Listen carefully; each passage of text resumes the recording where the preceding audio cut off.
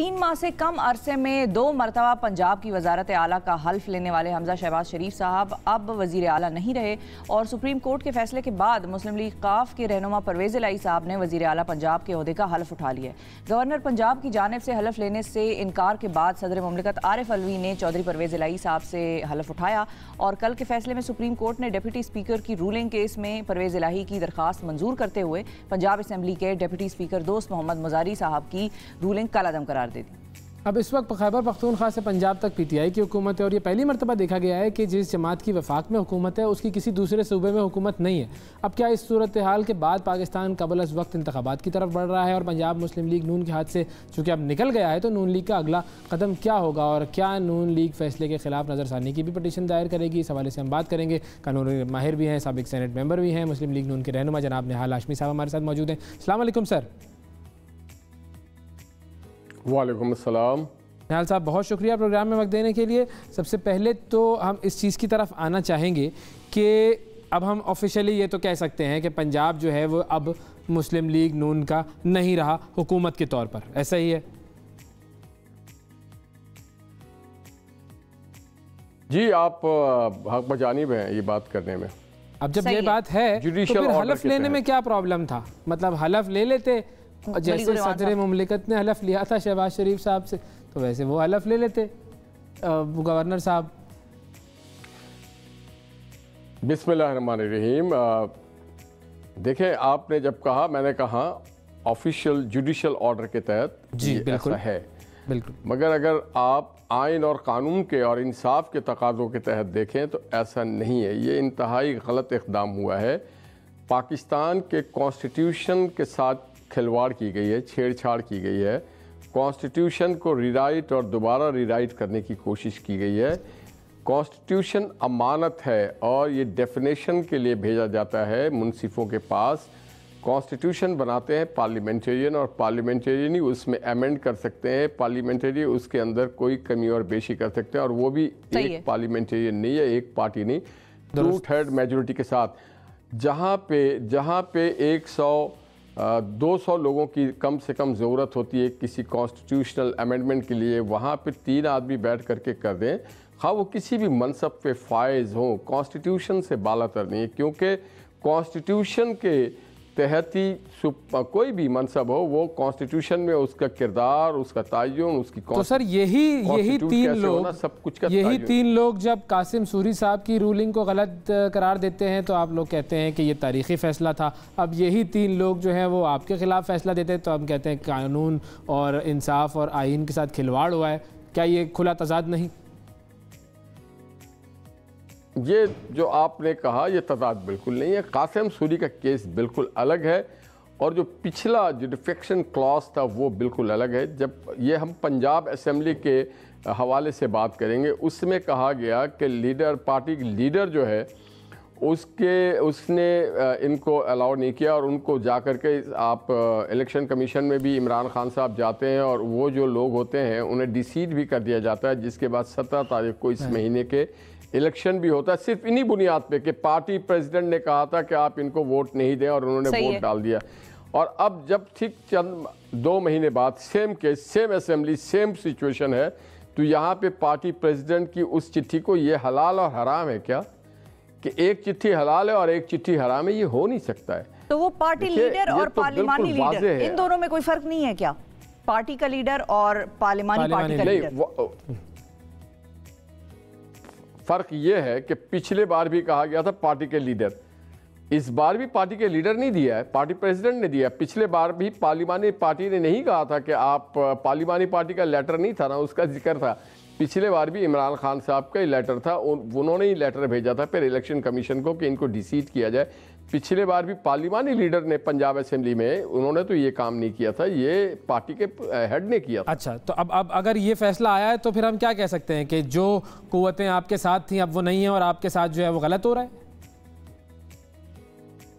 नहीं, कुव्वतों की बात नहीं है। कुव्वतें हमारे साथ अल्लाह की और आवाम की रहनी चाहिए और किसी कुव्वत की हमें ज़रूरत नहीं। वो सारे पाकिस्तान के हुकूमत के और आइन के मातहत हैं। कोई कुव्वत पाकिस्तान में आइन से बालातर नहीं है, कोई कुव्वत हुकूमत से ऊपर नहीं है। सारी जो है ना वो सब ऑर्डिनेट्स हैं।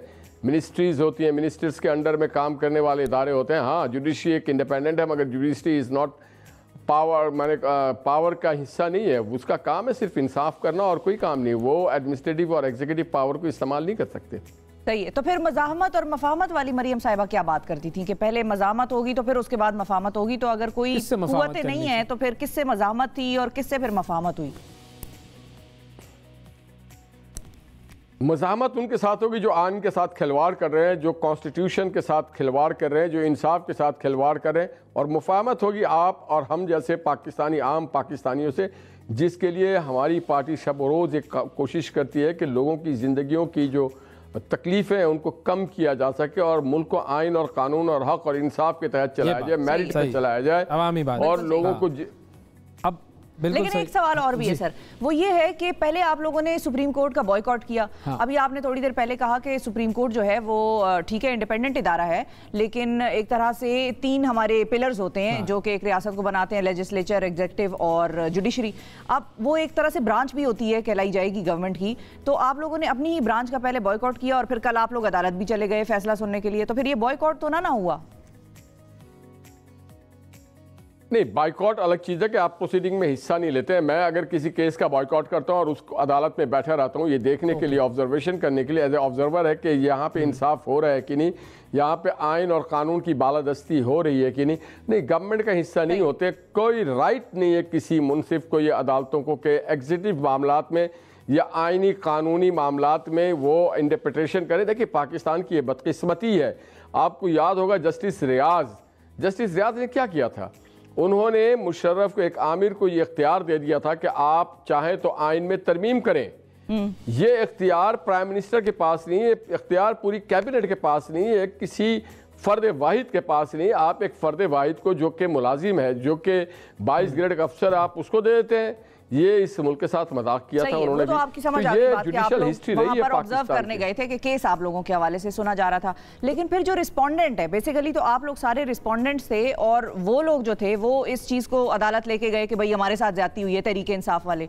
तो आप लोग रिस्पोंडेंट्स हैं। कोई भी शख्स, मिसाल के तौर पर मुझ पर एक इल्ज़ाम लगता है और मैं अब रिस्पोंडेंट हूँ, अवैस ने मुझे अदालत ले गया कि भाई इसका जवाब दो, तो मैं ये कैसे कह सकती हूँ कि भाई मैं नहीं आऊँगी अदालत, मैं मतलब बॉयकॉट करती हूँ इस अदालत की कार्रवाई का, क्योंकि मुझे लगता है कि यहाँ पर जो है शायद जानिबदारी का मुजाहिरा हो जाए अवैस की तरफ। मतलब ये इख्तियार ये बेहतर नहीं था कि आप कहते हैं कि भाई ये जजेस जो हैं उनके ऊपर हमें एतराज़ है, कोई दूसरा बेंच बनाए? ऐसा भी तो कानून में इजाज़त है ना मेरे ख्याल में,